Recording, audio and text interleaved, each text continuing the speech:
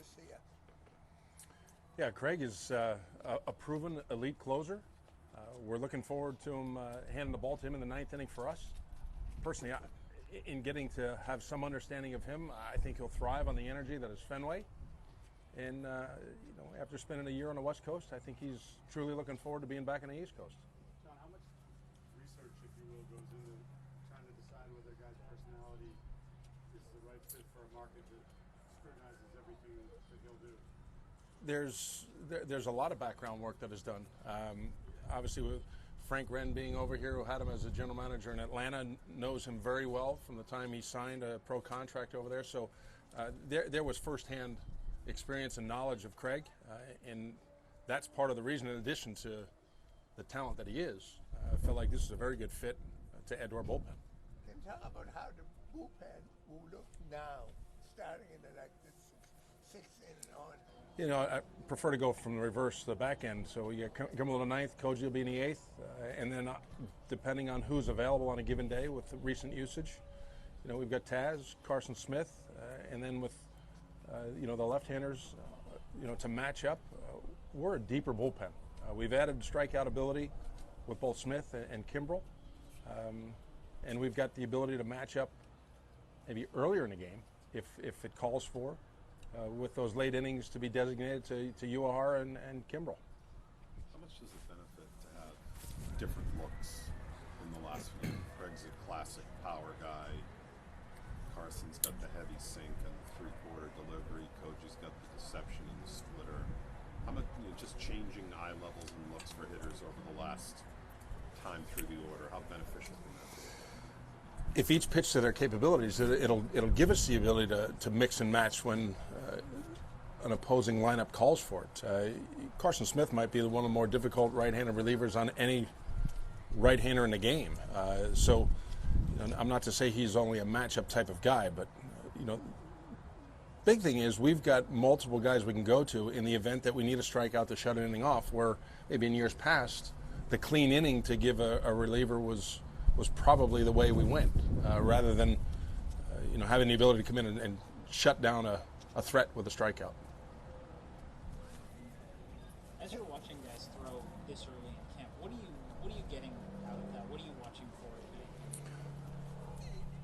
for? With the new guys is just getting familiar with what you've seen on video, what you've talked to others about, and then start to build that rapport and that relationship with guys.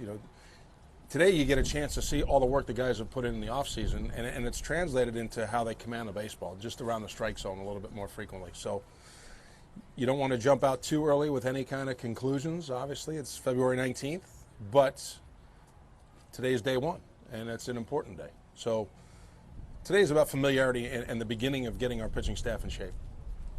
How will the Red Sox try to keep Buckhouse healthy the whole season? Johnny, we've had, I think, a very thorough structure around him in terms of his shoulder program, strength and conditioning regimen. Those are tailored to the individual needs of the pitcher. And that doesn't change this year because, it's Clay's 7th year with us. It's still specific to him, as it is for David Price or anybody else on our staff. So, more importantly, I think Clay has come into camp in good fashion. He gets a chance to get on the mound tomorrow for the first time, but he's thrown probably 6 or 7 bullpens already. Prolonged downtime last year, but you almost look at an every other year contribution from Clay, and hopefully this is the year we're on the upside. That must be frustrating. Players are going to give you what they have, and it's no fault of anyone's. Clay gives us what he can year in and year out, and sometimes that has been greater and higher performance than others. We fully expect that to be the case this year. Don't we look at a day like today? Obviously, next week, full squad's here, the ownership address the group and everything else. What's your message today, and what kind of things are you watching as you go around here on day one? We just had a chance to talk to the pitchers today. I mean, it's a brief welcome. Some of the things that we want to set the tone with early on. We've got a number of new pitchers that are here in camp with us for the first time, and we have a shoulder program that's specific to our organization. So how they adapt to that—that's all part of the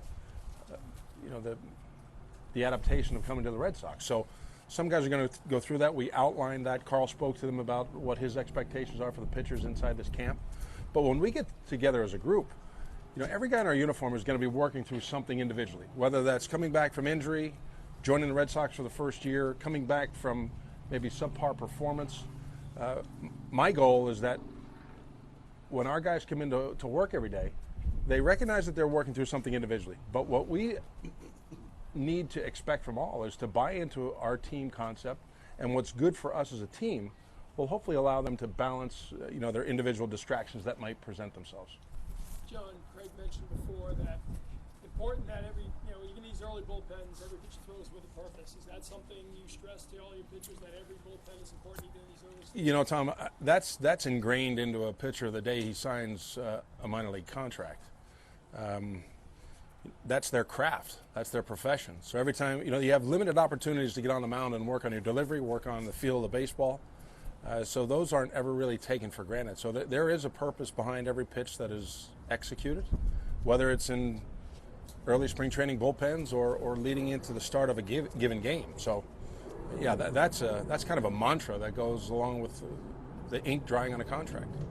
John, now that Alan Craig's been here over a year, have you guys learned anything, or is there anything that you can do to try to get the most out of him to try to get him to bounce back? Well, the one thing that we've got to do is continue to get regular reps. He's a guy that has performed best when he's had regular ABs, and that has been difficult for him since he's come over here. The foot injury, that's documented. Whether that's caused not the stable base to hit against that he's been experienced with. That he'll be the first to admit that things haven't played out as he has hoped or expected. But he'll get regular at-bats here in camp to try to find that stroke that made him one of the best RBI guys in the National League. So that's what we're here to do. Hanley was out there for about 15 minutes with Brian, and it was a pretty slow, even pace. What's the approach there? Is it to sort of build confidence and see how he moves at first before getting into things a little bit more seriously? The more that they get a chance to work one-on-one, the nuances of the position are being talked about in addition to field and ground balls. So it's his footwork, that's how he anchors to the bag, it's his positioning, it's different angles to anchor to the bag when he's in an overshift position. So there's a lot of kind of background to the movements as there is just fielding a ground ball in those one-on-one sessions. Joe, what happened on Koji this morning? Koji and Escobar are down with some illness, so we're probably going to hold Koji out for a couple of days. Escobar is going to be down a little bit longer, and he's got a strand of the flu that he's in quarantine right now, on medication, but they're going to be a couple of days behind. Escobar will probably be down. I'm looking at probably a week for Escobar. He's here though, John? He's here in town, yes. And with Koji, it's more sinus, yeah. He contracted, I guess, on the flight over to the States here, so we just want to give him a couple extra days to get his feet underneath him. Are you expecting Pablo tomorrow? That was what I was told, yes. And I know they don't have to be here now, but any indication on David or Dustin? I would expect them, they'll certainly be in by the 22nd, but I don't have an exact day that they'll report here. John, with Koji, there comes to a thought that some coaches coming into a game in non-save situations, they don't quite get as amped up or keeping. Do you see that as something that he might have to adjust to?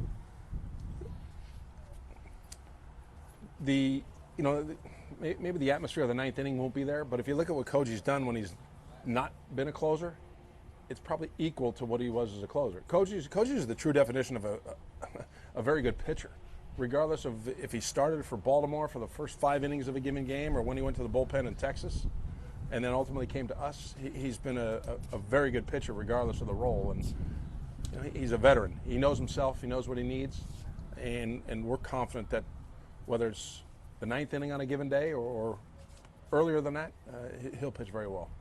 What have you seen early on from Grotto? And he was very close to David Price, talking to him a lot, things like that. He's talking to him as a teammate would. I can understand the question, but his first bullpen today, he's thrown a couple prior to camp opening up. I know he's eager and expecting a lot of himself after a successful first year in the big leagues.